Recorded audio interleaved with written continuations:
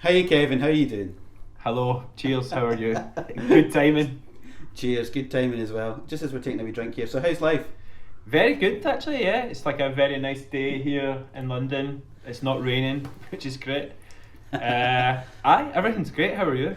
I don't know if I can say the same about Glasgow. It's been like snowing sideways for like a I couple know, of I days and know, stuff, you know? it's crazy. It's one thing I definitely don't miss is the weather. But Yeah. I'm up and down all the time, so I actually get a bit of both. I get a harsh bit of reality every time I go back about how bad the weather actually is. And you've just got to check in to see us. This is why I loved it, you know. This is why, you know. It's why you want to come home, you know. Yeah. So of course, listen, I've got to say straight away, and for everybody watching, thank you very much for bringing a curation to the gallery. Thank you for curating such an interesting piece. Thank you, God, for asking me and allowing me to be part of it as well. It's amazing. Genuinely, I was watching a lot of the other videos before. I watched Kevin Lowe and I watched Steph and stuff as well, and I was just like, that's why I asked you. I was like, are you sure you want me to do this? Because they're both like amazing players, and I know Kevin, I don't know Steph, but I know that they're she's like super nice, and the interview was really interesting as well. And Kevin is a really nice guy. I know I can't swear, but every time I see him I always say Kevin effing Low. So well, you can swear. You can swear. I might just beep it out later on, you know. Nah, I'll try and keep it clean. I don't know if we say that now, but we'll see where we are in half an hour. Like, you know. Yeah. No, but yeah, I mean, there's some great players, and there's also yourself, and you are a great player. So it's like you shouldn't feel in any way. You know, people come on and they say things like, "Oh yeah, hope my video's good," and all this sort of stuff, and like, it's nonsense. It's like I invite people on because they're colleagues, they're friends, they're in your case like alumni of the school that, you know, I teach at and you went to, you know, and like, you know, I tried to tell you something about playing the guitar way back in the day. Do you know what Absolutely, I mean? Absolutely, You know? It's like, it's like, you know, we're all you know, it's just great to have you on, and it's also part of what I've been doing with the Curator series is just allowing people to do whatever they want. So, you know, you're talking about Stephanie Jones. She did, you know, some Sting that's been arranged for her, and like, you know, Kevin was right into Kevin's right into the Bach. Matt Cochran doing like these minimalist pieces. It's like everybody's doing whatever they want to do, and maybe like it helps give people I don't just mean a platform. I mean also like kind of, you know, when you're trying to strike out and do something creative and artistically that's a bit different,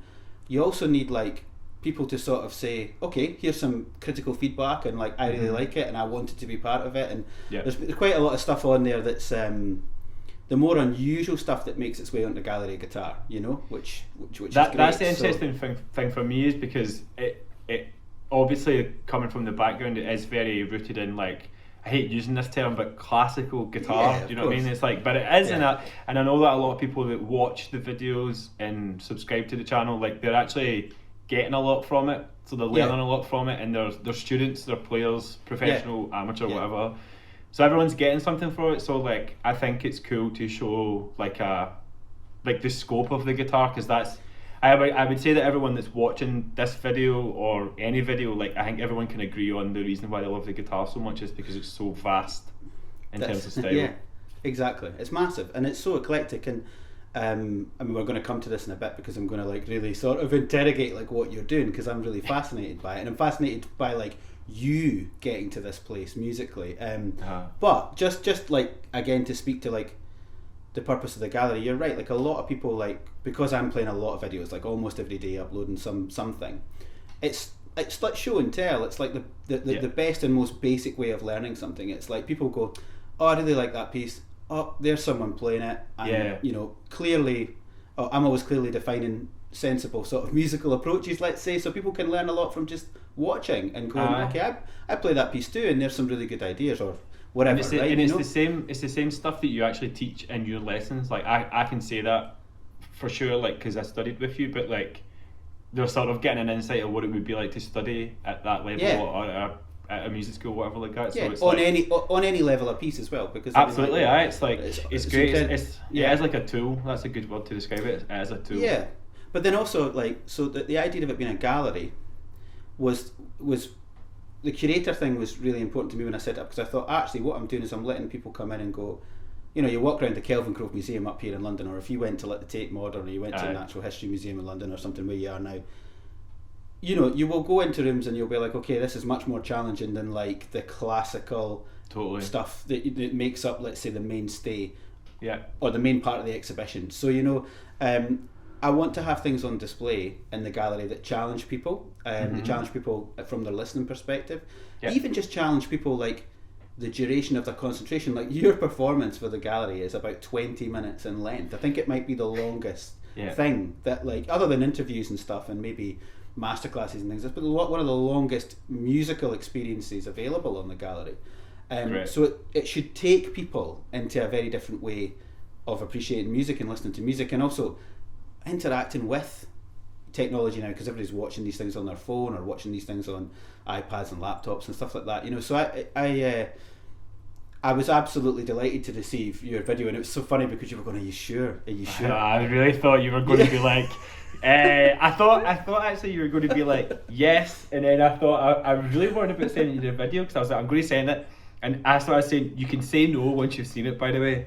So and you said yes, so I was like, maybe he's getting soft in his old age, or yeah, like no, but this is the thing, like, I guess when somebody's a student and you're trying your best to give them as well, in my case, you're certainly trying your best to give them as an honest, like, this is what you're getting into, this is what the world's like of music, and this is how it's quite a harsh reality at times, No, for sure. And one thing I think you probably sort of say would be that I wouldn't pull my punches, in the sense that, like, I'm just telling you what I think, like, I'm not sugarcoating it, I'm just trying to say, and no, sorry, on you go. No, go for it. It takes it's like, that's a very specific way of I guess teaching, but I teach like that to an extent, and I guess I can say, if I'm teaching someone or whatever, like, I kind of pick and choose who I can, or what I can say. I'm never going to lie, but it's like discretion in terms of how undoubtedly how big the level of truth can come out. You know what I mean? Like, well, at some point somebody's going to find everything out for themselves. I know, and a big thing that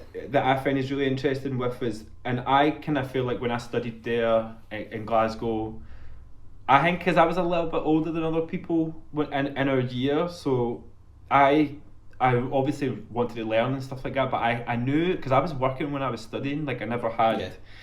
I was like working pretty much like full time and studying as well, so like I knew the reality of what the outside world was, and then I would go to work and then practice and then come in the next day, and people would be saying to me like, I've been practicing 6 hours a day, are you just getting in? And I'd just be like, you've got no idea, like, no clue of the real world. Good luck, exactly. When you graduate, like, you need to actually get a job, like, it's just interesting, and I don't mean that in a bitter way, it's just I just thought it was quite funny. No, but I mean, it's a rarefied environment, and for a lot of people, they come out and they have absolutely no clue how to hustle or how to graft, how to just work hard, or they're like, what am I supposed to do? Like, when is the phone it's like, I've studied for 4 years, or I'm good at this instrument now, I've got my education, it's like, and now what? And it's like tumbleweed. Exactly. It's scary, man. It's scary. But listen, sorry, I mean, I'm sure we'll come back to this. I just want to come back to your performance, because it's going to be available to everybody straight after this interview, so they can go from our chat and start to watch your performance for the channel. And if look, you're building it. You see, there'll be such intrigue now, because I'll be like, what's he done? What's he recorded? Because these guys are like, we're sort of tiptoeing around it. From YouTube. So obviously it's for solo electric guitar, and obviously it's like electric guitar with effects. So can you tell me, before people are just like, what is it they're hiding from us, can you how would you best describe the piece as it is? So if no one knows, like, I studied my bachelor's classical guitar, and then I also did a master's in Germany with Thomas Zawarucha, who is great. He's a legend. He's a legend. I love Thomas, and we should actually talk about that as well, because I think, like, the stuff that I'm doing now, I think he was trying to get his head around it, in a sense, when I was like leaving, because at that time I was starting to do my first album. Anyway, this work is called Somnium Quies, and Somnium Quies is like a translation from Latin, which basically means like quiet dream or restful sleep. And for me, it was like, it's a work for a solo baritone electric guitar, and it's all improvised. So the video that you'll see is another improvised take on what I did the very, very first time.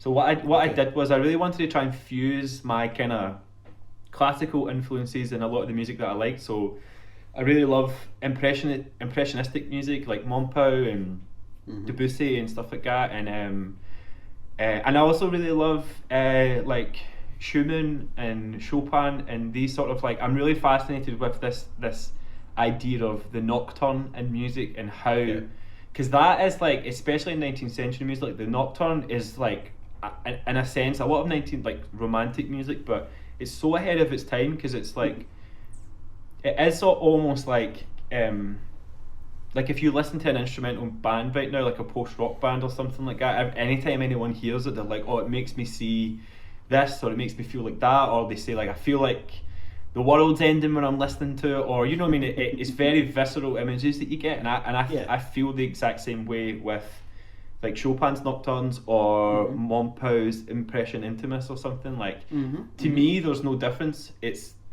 music, and it's like basically like music, and it's like a line to the brain and the heart, and that's what it sounds like. The genre or anything like that doesn't define it. It's the music in my opinion.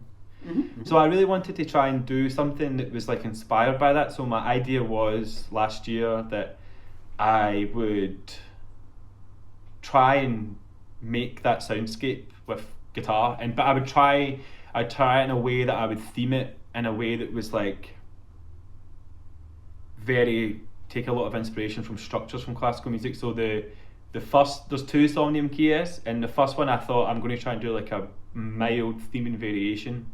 Okay. So I in the video that you see, it's like a theme, like 3 or 4 chords. It's a descending chordal motif. Yeah, it's almost like a passacaglia or a theming variation in a way. But again, I'm not a composer, so I'm not like, you know, like it's more of a rough guide. And then what I did was at the time is I plugged my guitar into a tape deck, and I hit record, and I can honestly say that like I never had any idea what I was going to do. Those were the first things I played. And I let the tape roll, and when you hear not the video, but when you hear the actual tape when it comes out, you can hear there's like lots of space between it, because I was trying to feel or think what I was going to do. And the idea for Somnium Quies was it was music for me just to help me sleep, music for nighttime nocturnes. Okay. And I had no intentions of like putting it out, but I kind of shopped it around a few places, and there was a label in London, just outside of London, that really wanted to put it out, and they kind of specialise in like ambient, minimal sort of contemporary music, which is beautiful. And a lot of the stuff they do is like piano based, and it's really nice. But I know I'm rabbiting on, but the idea for the idea for Somnium Quies was to fuse my sort of love for classical, contemporary, nocturne, impressionistic music in a very contemporary way, and in a way that I like to play. So when you see in the video, it's like there's a little bit of like tremolo picking and harmonics and stuff. So it's like all of the stuff that I learned studying, just used in a different way, and it's all improvised. It's all done in one take, and it was like a challenge for me to see if I could do that after studying classical guitars and years of sitting in practice rooms. Anytime you make a mistake, you beat yourself up, you play a concert, and you come off the stage and everyone's like, oh, well done, you did amazing, and then you're like, oh, I was rubbish, I played a mistake. Like I feel like everything I'm doing right now is a natural fallout to the best part of 10 years studying classical. I'm just now letting things... So do you think are you I mean, it sounds a bit like a therapy session, but is it cathartic? Is it like, are you trying to get something out? You know, it is. It's a very emotional thing. Like the Somnium Quies, the video, and even playing it then, because that's the first time I've played it since I recorded it to tape, and that was all one take. The guy who was filming it, Orlando, my friend, filmed it. He, after it, was like, do you want to take any of this again? And I was like, no. And not in an arrogant way, I was just like, I don't want to overdo it. That's not the point of this project. Like, it's more like, I've did it. And there was a couple of things in the video that I don't know if I played it properly, but I didn't really care. It was more like, it's more about the sentiment. Yeah. You know? It's interesting hearing you talk about like, because obviously when you sent it to me, and I was listening to it, and I thought I listened to quite a short clip first, and then I listened to the full piece. And I actually hadn't made those connections to Nocturne or to Chopin or these things, because they're very personal to you. And I thought it was obviously coming from, because what you've been doing recently, you've been doing quite a lot of ambient electric guitar and, you know, with drums and stuff. And I kind of thought, okay, this is obviously following on from that, but it's a solo sort of endeavour, so it's just you without any percussion, and you're sort of creating a lot of these sounds, obviously through, like you say, harmonics and tremolo and different styles of things, but with all the sort of feedback and with all the different effects pedals, you know, and stuff. Exactly, yeah. But when I'm thinking about it now, and you're saying, you know, that it's got like late 19th century sort of move towards, I don't know, we're speaking very freely, but like say the Nocturne has been thought of as like a musical form in itself, like the sonata or like the whatever, the concerto. So it's like, okay, it's a standard musical form at that point. It also time travels backwards a little bit for me. You know, and you played these things when you were a student, fantasias and things by Dowland or Madara, things that are very explorative and have that free form to them, especially with people like Dowland. They almost sound improvisatory in the first sort of opening stanzas and things, and then they develop into the ideas, and then they sort of go away again, you know, and like obviously that disappears for a while, and we go through, you know, the sort of Baroque era and structure and form and classicism and all this sort of thing. But it's really interesting now to hear you talk about the Nocturne. I'm sort of in my head now rethinking what I was thinking when I was hearing it for the first time and going, I see those influences. I can hear them now, you know. To bounce off just what you said, and you've totally nailed it. As an old student from the Conservatoire who teaches in Ireland now, Marco Romelli. Oh, Marco, When I studied there, Marco runs his festival, the Sono Shitara in Italy. In Italy, yeah. And I think we went in our first year, and it was the first guitar festival I went to. And we went in 2012 or something, and that was like, it was a really special moment because I went to go and see a lutenist called Massimo Lenardi play. Okay, yeah. And I was like, it was like a tiny sort of like kind of cathedral-y sort of space, like a tiny little room, like a house. It was really beautiful, and if Marco ever watches this, he'll know exactly what I'm going to say, because I text him every now and then saying Massimo Lenardi, because Massimo played, and he played a lot of early lute music.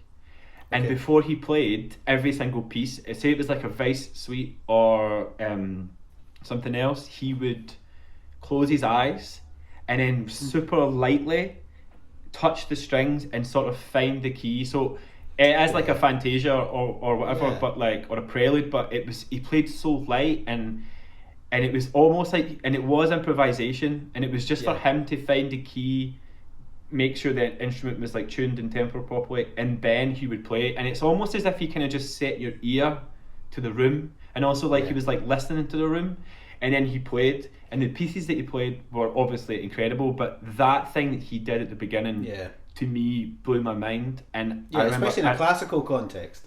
It was doing that. Yeah, it was so delicate and so considered and beautiful. And I had a masterclass with him the next day, and I asked him about it, and he told me that apparently in like Baroque music and Renaissance music, a lot of musicians, of course, they do that. Like, it's commonplace. Even the idea of the preludium, or you know, the prelude, being a sort of opportunity for instrumentalists in a concert, in an ensemble, to sort of find their feet. Like, you know, that's the way that person sort of plays this. That's their appoggiatura. That's their sort of like rhetoric when they play. Are our instruments in tune? You know, they're sort of warming themselves up. You know, I always thought that these like fantasies and preludes, like say if you're talking about like lute suites or something, like they're very specific, and they're very like cemented in the canon of music now. So I always thought they were like written to be that way, and I suppose they were, but I untouchable. I know, and I never considered it to be so freeform until that moment. So that was a big inspiration for me to carry that over subconsciously in a way. Like, so it is very free, and every time I play it, it's like the basic structure. Like the video that you watch is very, very different, or very different from the actual recorded ones, because one, I can't remember what I did, and two, it's just how you feel on the day. So I love that fact about it. Like, I'm just thinking, as you're saying, you know, it's the rigid nature of our look back. I think especially in music schools and conservatories, and there are a few personalities coming in now, and I've seen it even in the Conservatoire in Glasgow, who are very experienced early musicians, and they don't hold true to this somewhat strangely adopted idea that there's a real rigid and strict idea about time and idea about form within the Baroque. Of course, there are, like, in every period. It's not like in any period someone went, do you know something, you could just play bad and that would be all right, you know. But it's almost like Baroque music's been hammered for this. It's like, you know, you have to have strict time, you have to do this, you have to do X, Y, and Z. Like, you know, there's no room for negotiation on certain issues. Yeah. And actually, you know, like you said, when you saw the context of being in Italy and hearing this Italian lutenist in this venue, playing probably more authentically than a lot of people would, you know,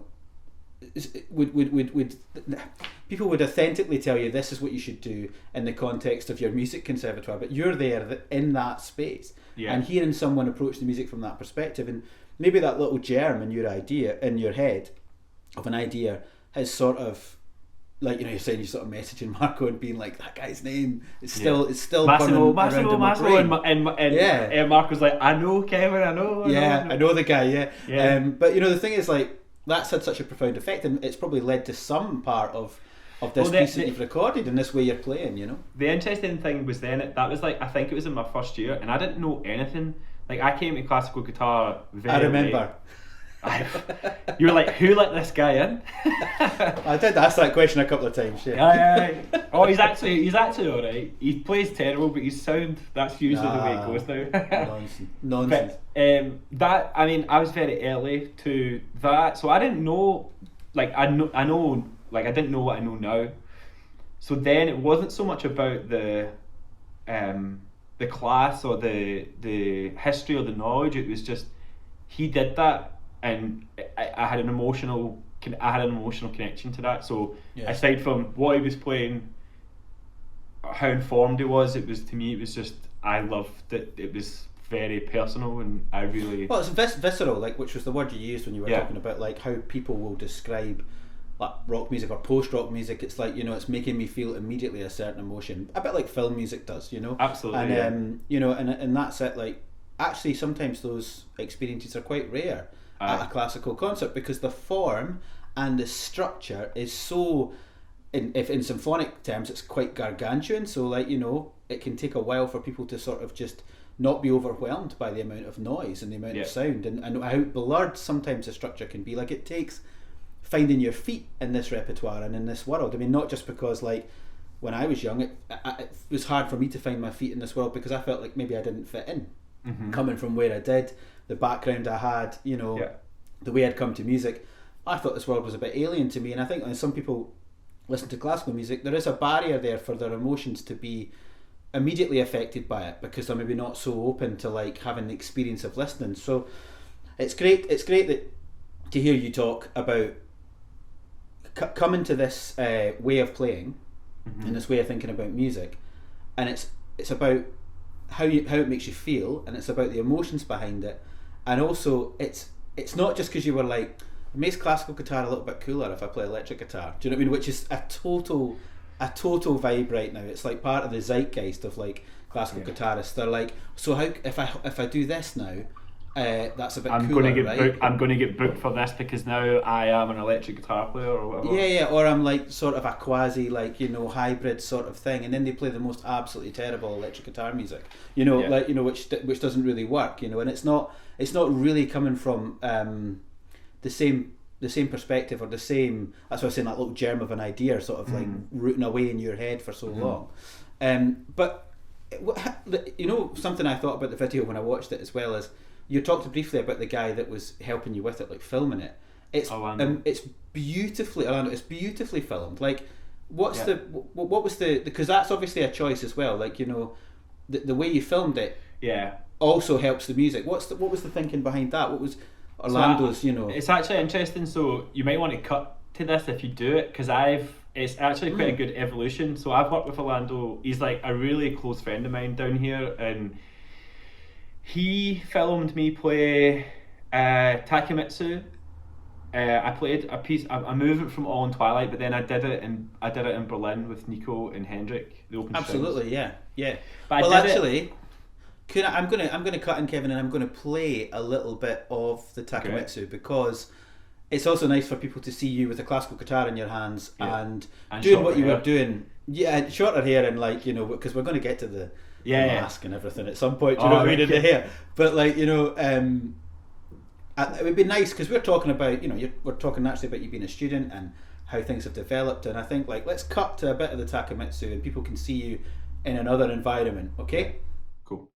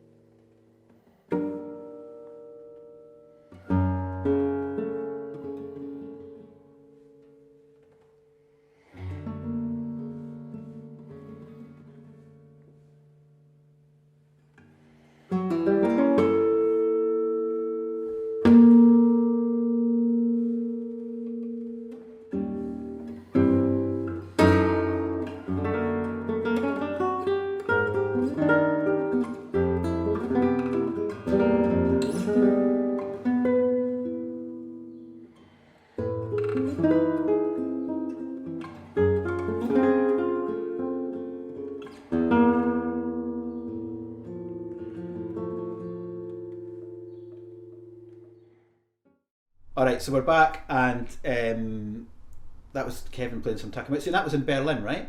Yeah, that was in like a sort of a new building. It was like they were building new houses, and I think Nico and that were like, I was like, are we allowed to be here? And they were like, yeah. That sounds like Nico. That sounds like Nico. I don't think we were, but yeah, and that was like me sort of. That was really funny because that was that was just before I started to think about doing my first album, Future Relics. Uh-huh. I think I started to come up with that idea later, just after that, because I really liked, like, even before doing the electric guitar stuff and fusing it, my first point of call was to try and play classical guitar in environments that you wouldn't think it would be in. Okay, so like nice. I played in Block in Glasgow and opened for Graham Costello's band. Yeah, I remember. And then that started me and Graham's relationship, which that in itself is like, Graham asked me to play in Bach classical guitar, and again I was like, I'll do it. Like, I'm sure. I was like, I'll do it. I'm 100% do it. But are you sure you know what classical guitar is? Yeah. So I played, and I think like some of the lectures and stuff like that, like composition lectures were there. I played some Takamitsu. I played some Bach, and after it, one of the teachers was like, it was really nice to hear Bach in a pub in Glasgow. Yeah. And then I've obviously did a lot of work with Graham now, and that's kind of shaped my whole musical career from that moment. So that to me is a really nice thing, because that was my goal, just to put guitar in a totally different place, because I believed in it, and lots of amazing things came from that. So that was all it was about. It wasn't to try and do it to be quirky. It was because I felt like it felt right. Again, it's not about like the zeitgeist or the sort of fashion. In the context of what we just heard and saw with the Takamitsu, we have to give a big shout out to Nico and Hendrik from Open Strings Berlin, who, if you're watching Gallery Guitar, you probably also know of that channel as well. It's a fantastic YouTube channel full of great players, usually giving a sort of quite personal take on repertoire that we might know, we might have heard, and really filmed in beautiful locations that come with a bit of stress, as you were saying, Kevin, because you don't know if actually you should be there or not. It's great though. It's the most rock and roll classical guitar can get. It's breaking and entering and filming. Undoubtedly. Yeah. Sorry, I just have to fill up my beer here because I'm filming up off the camera because I'm off the camera. I'm a professional. I'm a professional jakey. You're slicker than me. Yeah. So yeah, we're talking about Orlando and style of filming things, and obviously to get back to your creation for the channel, the style of filming is really interesting. Can you talk a little bit about it? Yeah, so Orlando, like I said before, he filmed Takamitsu in a cafe in London. That was a good friend of mine who used to run that cafe, and that was part of, like I said, like trying to put guitar in different places. Mm-hmm. And then I did another one so that was Takamitsu, and then I did another piece in a pub. We got in during the day, and it was really nice. And I filmed one of my favourite pieces by my favourite jazz guitar player, Wes Montgomery. Oh yeah. So it kind of already went from like contemporary classical to sort of, I mean, I'm not a jazz player, but a classical jazz take on a Wes Montgomery piece to this. Okay. And Orlando always before like had very specific ideas, but for this, I kind of didn't really give him any direction. He did a lot of it. We set up 2 cameras, and for the first piece, he did it all handheld, and he did it all. We actually set up both cameras, but he did it all handheld, and he just moved. And the really great thing is, he didn't know what I was going to play, so all of his movements are reacting to what I'm doing at the time, which is amazing, because if we tried to plan it, it wouldn't have worked. So he's like reacting to what I'm playing and trying to follow the music and play. So there's a lot of moving about. And then in the second piece, we thought it would be quite cool to maybe develop the footage more by introducing the second camera. Well, so the very first piece is all one take, and I felt really strongly about that, because I said to him that mimics the entire sort of approach to this work for me, because Somnium Quies is a work that I'll keep doing forever. Like it's like a project that I'll do with like growth as a person and maturity and how I feel. It's more like it's not, I mean, there's 2 movements right now, but the difference between the 2 of those movements is like 6 months. It's not premeditated, and I just love the fact that he reacted to what I was playing in one take, and I was like, right, we need to use that, because that mirrors the music perfectly. Yeah, well, I just felt that the camera was absolutely part of, well, I mean, I didn't know he was doing it hand. I mean, I figured there was some handheld movement, but I thought maybe some of this could be on a dolly, maybe some of this could have been. He was going to bring his gimbal thing, but I think the batteries didn't work, so it was all. He's got a very steady hand. He's also got a child, so it's probably because of that. He's probably he's good at a balance. I mean, but it's also excellent because it's part of the dance of the piece. Like when you're following you, and it's obviously just slightly behind some of the movements you make, so you can tell he's not there ready for you to move into that space. He's sort of following you, and it just it's actually very beautiful. So I think people will really appreciate that as well, because a lot of videos naturally these days are kind of like one camera, or they're either incredibly overproduced in a way, or they're underproduced, but then the camera's very static, so it's just a window into the world rather than something that's reactive and responsive. So totally, the filming of it's very, very beautiful, which is great. And what, like, in terms of the technologies, I think some people will be interested. There'll be a lot of people obviously watching this, the channel, the gallery, that are classical players, so they sort of create all of their sound, through movement on the instrument, ponticello, tasto, nail shape, articulation, all these kind of things. But you're creating sounds obviously using effects and using many pedals in the I think you use quite a few. My pedal board's quite minimal, specifically. Is it? Yeah, in comparison to other sort of there's players. not a lot. Like when I did me and Graham's Cahill Costello album, I specifically bought a really small pedal board to make sure that I could make the biggest sound possible I could with the smallest amount of equipment. Okay. So it's the same with this. Okay, all right. So and that's a specific choice. Like, and why is that? Why is it important to sort of minimise that use of, if you're using like if I'm a lay person asking this question, why are you using technology and then choosing to be quite minimal about it? Because my favourite music is the blues, and I think blues music only used what they had at the time, and it didn't need anything else. So it's like a manifestation of blues music in a contemporary way. Like, I don't need the best guitar in the world. Like, actually, before I recorded it, I do a lot of different kind of strange tuning on the baritone, and I snapped the highest, it's an A, but it's the high E string twice before I went. And I've never snapped strings, but I was like looking through. So I think the string that's on that bottom thing is like something from a guitar, but it doesn't stretch because the scale of the baritone's lower.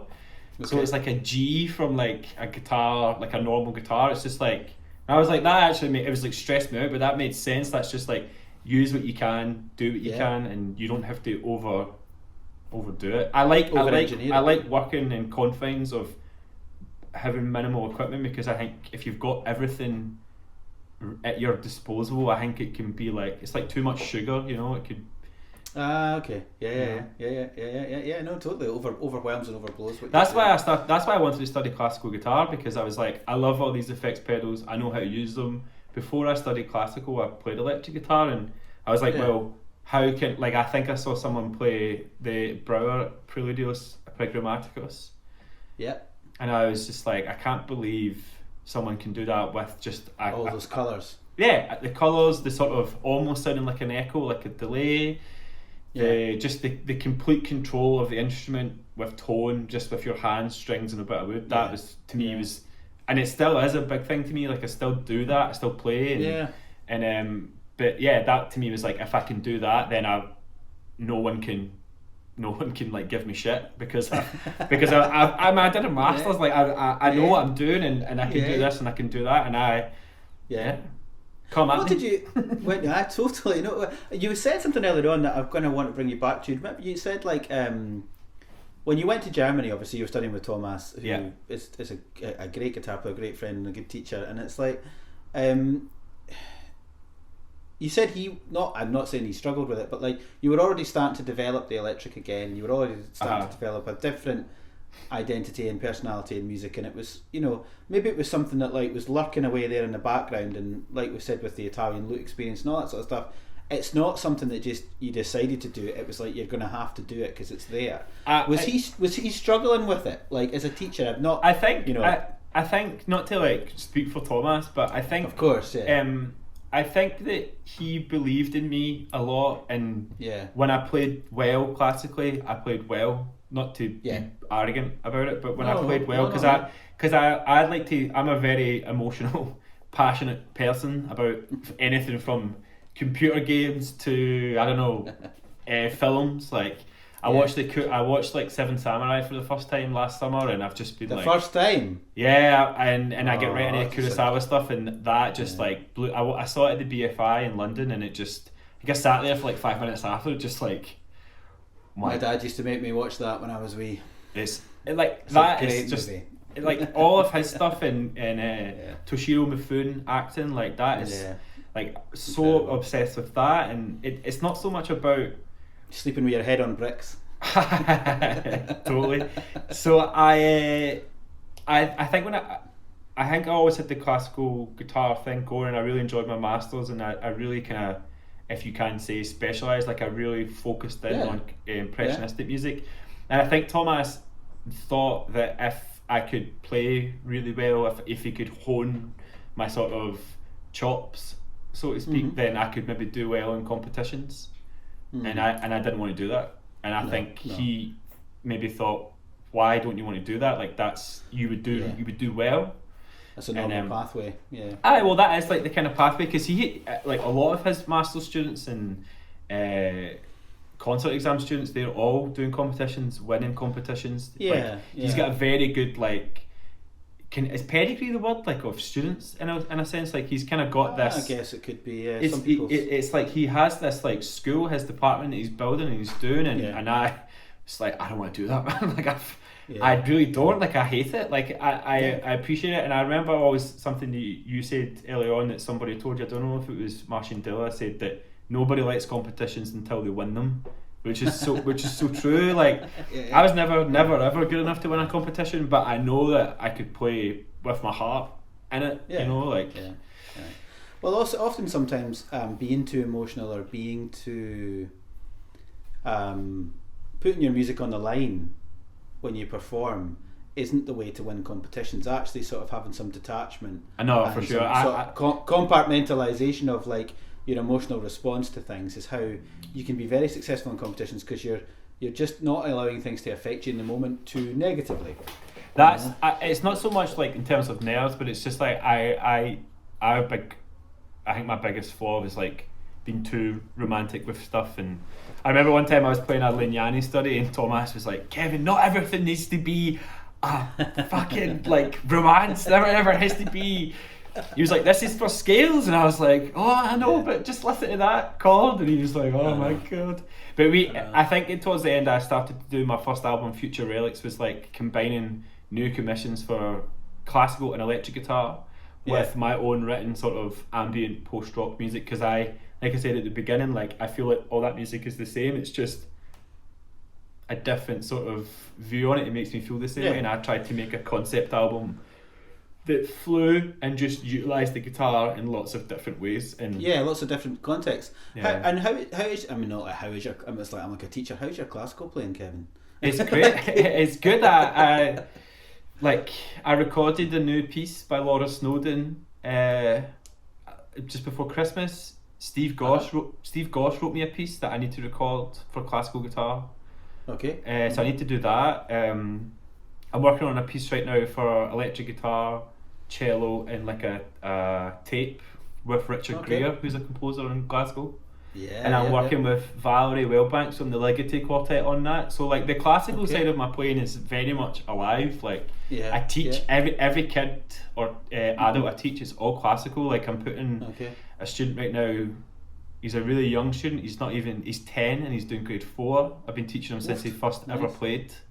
Yeah. And it's all classical, and like I'm teaching him all the stuff that I learned, like very specific techniques. So it's all there. Like I've got it. It's just like my heart is, or my heart and my head is in a different way right now, and I'm just it's just part of it.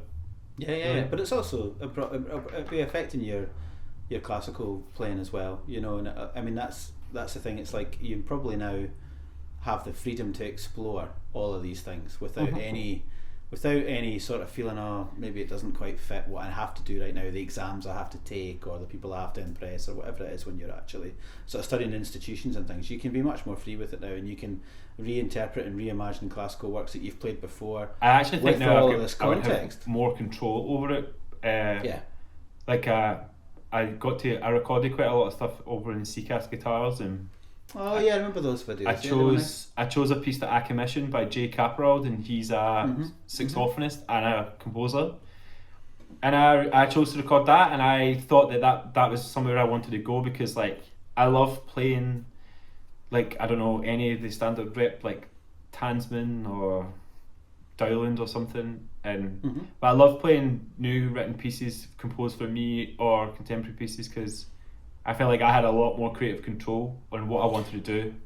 But if I was a composer, right, and I was thinking, oh, some guitar players just asked me to write them a piece, you're a very, like if I then wanted to investigate the player, like, you know, so for example, when we want to play a piece of music by a composer, if we're really interested in making a really good interpretation and performance of the piece, we'll try and find out about the context in which it was written in, probably the composer's other output, maybe the social, political context of when they wrote it at a time, if it's like a classical piece. You know, there's a lot of things that you take into consideration to try and make a really informed performance. Now, composers often want to work with colleagues and friends and people whose taste in music they admire and that they trust and that they have a relationship with. Or, of course, like it could be that just like a commission arrives and they just do the commission. But you as a guitar player, I would think if I was a composer, I'd be like, this is a really interesting guy to write for, because I can really go creatively away from any one particular style. I do not have to stick myself in this genre when I'm writing.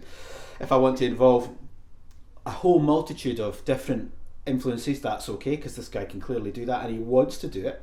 So I would imagine, like, when you're saying like all these pieces that you've got going on that have some sort of, let's say, classical element to them, like, I hate that word, but you know, on the guitar, like just the instrument of classical guitar, you're probably getting pieces written for you that are quite they're allowing the composers to go somewhere that, like, maybe they really want to, and maybe some things about the medium has restricted them before, or they're just freer to think about it. You know what Well, there was a piece that was on my first album, Future Relics, and it was by a composer called Nymphia Crotwell-Reid.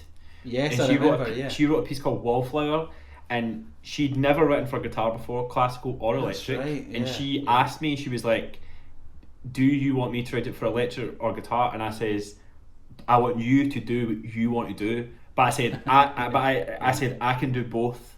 And she was like, so "Oh my!" She was like, "That's amazing! Like that's really cool." And then she would come back to me like quite like nervously, being like, "Do you mind if I add in like a loop pedal?" And I was like, "Oh, you're talking my language." And she did it, and so like and then we got together, and I was like, she kind of tried to write things in the score, and I was like, "Oh no, do you know what would work really well here?" And I sort of showed her the E-bow. And I was like, this would work to see what you want to do. And she was like, I want it to be quite psychedelic sounding. And I was like, I showed her the chorus pedal, and I really ramped everything up on the chorus, so it's got this really out of phase sound, and she'd never seen that stuff before or heard it, and that was the first piece she ever wrote for guitar, and it's an amazing piece. And to me, like that, like she wrote that for me, and I commissioned her to do it, but it was such a really cool thing because it was so important for her, if I may say so, because it was her first piece as a composer, and also in my own small way, I felt like I was adding to the repertoire very quietly. Like if anyone watches this, or any students you've got that want to play it, they should do it, because otherwise it's a piece. I mean, why not? Like that's what we're trying to do. We're trying to expand it and develop it in our own ways. And my goal for it was just to do it for myself, because it was like artistically, it felt like I wanted it to do, but to not share it would be silly, because that's what it's all about. Yeah, no, exactly. I mean, I remember when you were recording and also sort of getting that album together, and you had. We were actually hung out quite a lot. Where were we? Were we? We were in Glasgow.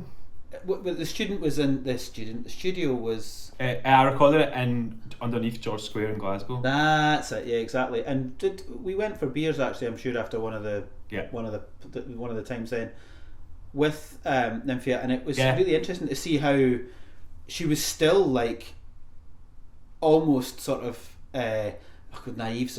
I really don't mean naive, but she was just so. I think she was very new. She was very new to the guitar world. Yeah, quote unquote. Yeah. You know, like I think she loved it. She was really fun, and also I have to say as well, I was asking these composers to write me a piece, and then I was telling them that I was going to put it into my own work. So that's quite a big thing, like to ask them to share it in a way, because I'm jarring her piece with one of my pieces before and after it. That's right. Yeah. And I'm also saying, but don't let that kind of influence you too much. Yeah, and she didn't know what I did, and then when she heard it for the first time, like I don't know if they were going to like it.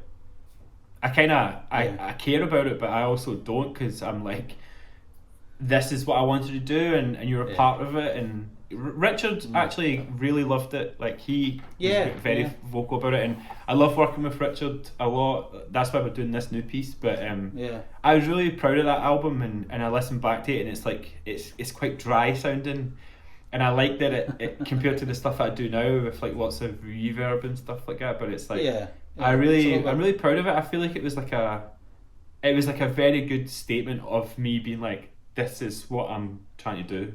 It's a little bit more punctuated, if you know what I mean. It's like a little bit more direct in some ways. I think that Future Relics record, and the but actually, Nymphia's piece is one of my favourite pieces on the album. I think I like it, but I think it's excellent. It fits really well where it sits in the album, and it's just I've played it live before, and actually I played it live in London and at King's Place, and after it, a lot of people come up and they were like, what was that? I was like, so it really works, because they're seeing me like tap with the loop pedal, they're hearing this phrase repeating, and they're seeing me put this thing on the guitar and bending the strings, and it's very, and I always like talking at the concert, so like I think that helped, and it's a great piece, like.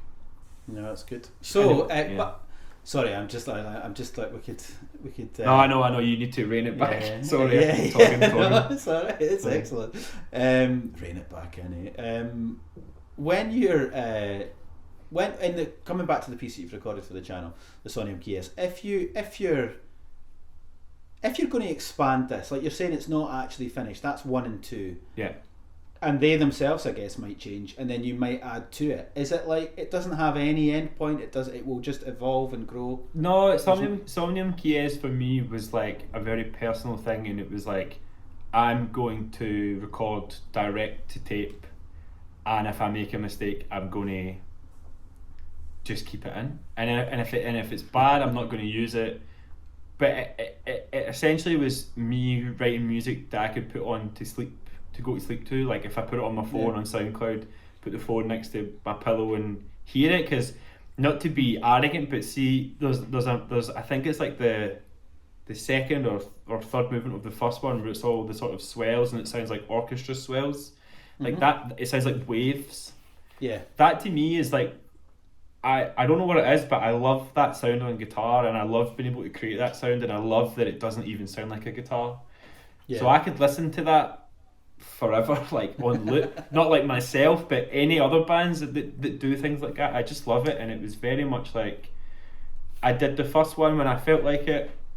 6 months later, I did the second one. I have no intentions right now of doing a third one just because it doesn't feel right. And I know that sounds quite, I don't know, like arty or spiritual in a way, but it's like if it's right, it's right. And I feel like maybe I'll sit down and I might just feel like to do it again if it works.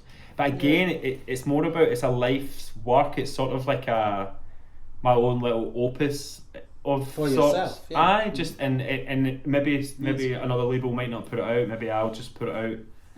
Maybe I'll put it out on the channel again if you want, or I don't know. Like it's very free, and it comes from a place that I think for me is just very. It's just honest. There's not a lot going on, and I also like that it's quite cool because I never intended to record a video of it when I did the tracks last year. I'm so glad you did. It looks amazing. So that's what I'm saying. So if there's people watching this video, they'll be looking at it and being like, I can play that, and it's very easy to play. It's literally like super easy. You could probably read it and watch it, and you could probably work it out. It's like, and I love that it's like you can look at it and I don't know. Well, the little triad to the chords at the beginning. I mean, like obviously. My year, and I was like immediately going, okay, I see what he's doing, I see where he's going. I wonder what will happen next. And something you said at the very beginning of this chat was interesting. It was like you were leaving yourself space to essentially think about what you were going to do next. So it's completely in real time because the duration of the space between things is actually all about like comprehension time. It's like I've just done that. What am I going to do next? Where am I going to go? Or listen, kind of listen to yourself. Be like, I'm going to do this, I'm going to do that. And the thing with the slide, that was me. I used a slide in the video, but in the original recording, I used a Sharpie. So because I was like, oh, what am I going to do? And there was a Sharpie on the floor, and I picked up a Sharpie and I did a tremolo, and I just pulled the Sharpie up the neck. And then when I did the video, I was like, oh, maybe I may not use a Sharpie. I've actually got a slide. I'll use something I'm else. a bit disappointed you didn't use a Sharpie. I know, I didn't bring one with me, or otherwise I would have. So, but that's for me. That's cool. It's like I just used what I had. I would have used anything. I could have found a spoon, a fucking sock, a TV remote control. I don't care. I just did it. Like it's fun. So the question that's going to come up, so I'll ask it, is why are you wearing a mask? So the mask is. I think I might know the answer to this, but I want you to go. Tell me what you think the answer is, and I'll tell you. If it's... I think it might be some sort of bucket head, like homage or appreciation of taking like identity away from the music or something. That would be my gut instinct, but I might be totally. You've got it. You've kind of nailed it with the thing you said at the end. It was like. So I did a lot of different projects, and like one of the main ones that I'm working on right now is Cahill Costello, which is me working with a jazz minimal drummer composer Graham Costello, and the music is fantastic. Yeah. Oh, thanks. The music really is enjoy it. The music especially sorry to interrupt you, especially the stuff up at Sana. It's just great. Aye, so that's where we recorded the whole album, and that for me was like a very big moment because it was me really trying to because Graham plays the drums, but I kind of make the sounds and stuff, and then we bring it together, and then we make it what it is. But it was really much like, how am I going to find my voice, and I feel like Cahill Costello is my voice. Like it's my true, that I love playing guitar that way, and the same with Somnium Quies is as well. I feel like it's like my kind of general language of playing soundscape stuff. Sorry, what was the question again? Yeah. The question is why are you wearing a mask? Oh, right, okay. So I thought Cahill Costello, and then me being Kevin Cahill, a classical guitarist, and then writing music for like sync stuff and all that. I thought maybe it'd be quite cool to do something that's completely removed from anything that I've did personality-wise before. Okay. So I thought that it would be quite... It's basically kind of like... It's like theatre in a way. It's like a sense of theatre towards the music.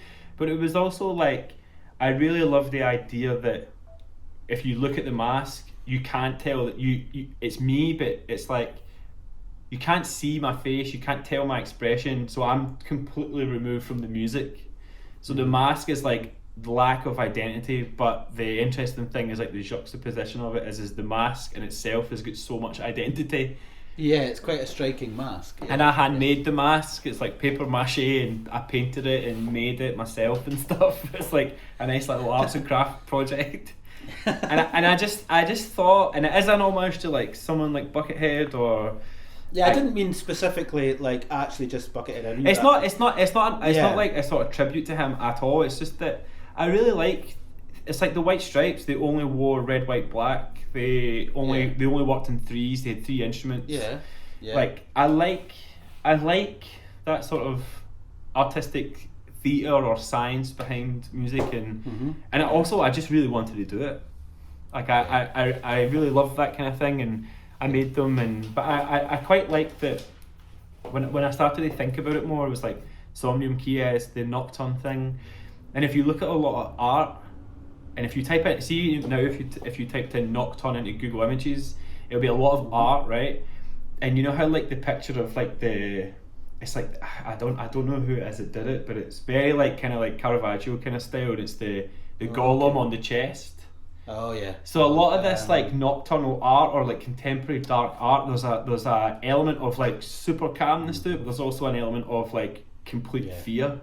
Yeah, and chaos. I think the idea of sleep and what sleep brings, and exactly. And if you want to really get classical about it, it's like music like John Dowland, like it's super melancholic and super beautiful. But if you really read between the lines, it's really dark and it's about death and and longing and tragedy. So it kind of for me was like a nice way to paint that picture. But I really don't want to come across as like I'm trying to make up all these really good arguments for it, but at the end of the day, I really enjoyed making the masks. I like masks, and I just wanted to do it. I was like, if it's that's the sad thing. It's like maybe people might watch this and might go like, "What is he doing?" But I guess it's like if it's not for you, it's not for you, and that's fine. It's like And if the mask puts you off from the music, then maybe you're not the person that should be listening to the music. You know what I mean? People can. I mean, the one most amazing thing about our interaction with things is we have the ability to not watch it or to turn it off. But people seem 100%. To like, but people seem to, they have the need to comment, or they need to sort of compare and contrast and give a value to something and be very specific about their criticism of it, which often sort of just gives their game away right away, and you sort of see this underlying insecurity about.